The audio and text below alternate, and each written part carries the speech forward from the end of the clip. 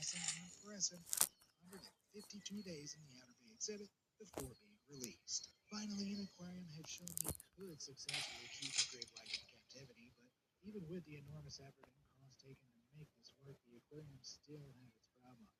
As we've seen, the sharks that remained in the tank for months grew to such a size where they could feast on their fellow tank mates. On top of that, the growing sharks also began to develop sores and cuts from bumping into the side of the tank. Yeah, even a 1 million-gallon tank wasn't big enough. Still, compared to the favorite captive sharks in the years before, the Monterey Bay Great White Project was seen as an overwhelming success. You think that'd be where our Great White story ends, but aquariums really can't help themselves, can they? In 2016, the Okinawa-Churaomi Aquarium in Japan took on a huge 8.5-inch great white caught in a fisherman's net. This was the only adult great white to ever be put on display. Yet, despite the size, the shark was put into an 85,000-gallon tank, demonstrating the capacity of the exhibit at the Monterey Bay. Despite the success in loading sharks into open-ocean tanks, on their way to their transport, they were sent back to the base of Okinawa-Churaomi Aquarium. Instead, it's likely the shark was taken from the fishermen and transported to the aquarium. Inevitably, the aquarium is adjusting to its control, they believe the warm and received after just 3 days, it airs the well, sort of. You see, there's actually another captive gray white.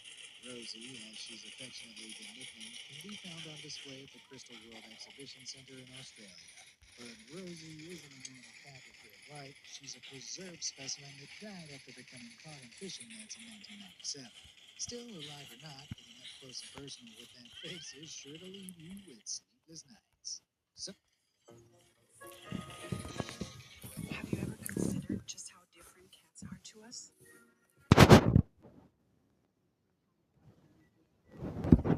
70 years and more than 30 attempts, no aquarium has been able to keep one of these powerful predators in a tank for more than 198 days. So why was keeping these marine monsters alive such an impossible task? Let's round up what we know. Great whites can grow to more than 20 feet long, and fish that big need gigantic tanks. However, most great whites put into captivity were young, as they're smaller in size. Yet despite that, even young great whites need huge tanks because their migratory nature means they swim a lot, with some sharks traveling over 12,000 miles in just 9 months. Considering no glass tank is ever going to be big enough to keep up with the massive migratory habits of these beasts, great whites will often scrape and bump into the tank's glass walls as they're unable to see or sense the glass. On top of that, these guys are obligate ramp ventilators, which, if you've forgotten, means they need to consistently swim in order to breathe. While there's no exact science on the minimum size tank these guys need to be kept in, it's definitely true that the bigger the better. So it's no surprise the gigantic 1 million-gallon Outer Bay exhibit at Monterey Bay was the only aquarium that had any real success keeping great whites. But tanks aren't the only aspect of captivity that affects the breathing of these sharks. The majority of great whites captured for display were caught in gill nets. This is a large wall of netting that hangs in the sea designed to trap and catch edible fish. But this unsustainable way of fishing can also accidentally snare other marine wildlife, including great whites. This leaves them stuck motionless in the netting until the gill nets are pulled to the surface. Being stuck and unmoving already puts their ability to ventilate the water over their gills in jeopardy, and even worse, in a panic, great whites may try to thrash their way out of the netting, which can deplete their energy reserves.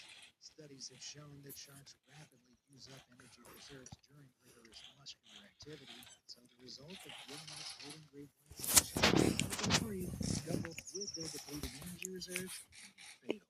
In some cases, sharks can even suffer respiratory failure if they're caught in netting long enough. Even great whites that aren't captured by gill nets can still be severely impacted by their transport to the aquarium. Often, like was the case at Manly Marine Land in 1968, these beasts are carried into the back of a truck where they're placed in a tank with inadequate water filtration.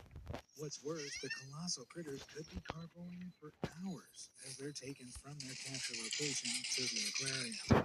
Tom, the capture and transport of great whites is the primary reason for their failure in captivity.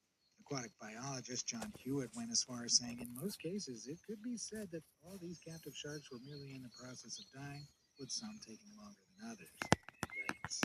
Thanks to Jaws and more recently The Meg, a movie where a gigantic and extinct megalodon shark attacks Jason Statham in a deep sea submersible, people think of most sharks as bloodthirsty beasts that'll do anything to chow down on humans. As a result, it's commonly believed great whites aren't found in captivity because they're too violent, likely to ram their way through the glass to hunt some any human they lock their beady black eyes with, which you'll be glad to know was never the case. But what seems to be the biggest problem no aquarium's been able to overcome is footing the actual cost of keeping a great white captive. Just procuring the shark in the first place is extremely expensive. Take the Steinhardt Aquarium, who in 1980 paid a fisherman close to $20,000, adjusted for inflation, for a captured great white. On top of that, Steinhardt also paid the fisherman nearly $2,000 for every day the shark was at the aquarium. Unfortunately for the fisherman, this particular great white only lasted 3 days at Steinhardt before it had to be released. So in total, that means Steinhardt Aquarium forked out around $26,000 all for just 3 days of having it on display. But that's not the half of it. The most expensive aspect of keeping a great white captive is constructing a tank big enough to house one. As we've seen, the ginormous 1 million-gallon Outer Bay exhibit at Monterey Bay has been the only aquarium to successfully keep a great white captive for an extended length of time. But obviously, building such a titanic tank comes at an eye-watering price. As we know, the Outer Bay exhibit cost the Monterey Bay Aquarium over $110 million. But again, this wasn't big enough in the long run. If an aquarium wanted a tank big enough to house a shark at its 20 feet deep,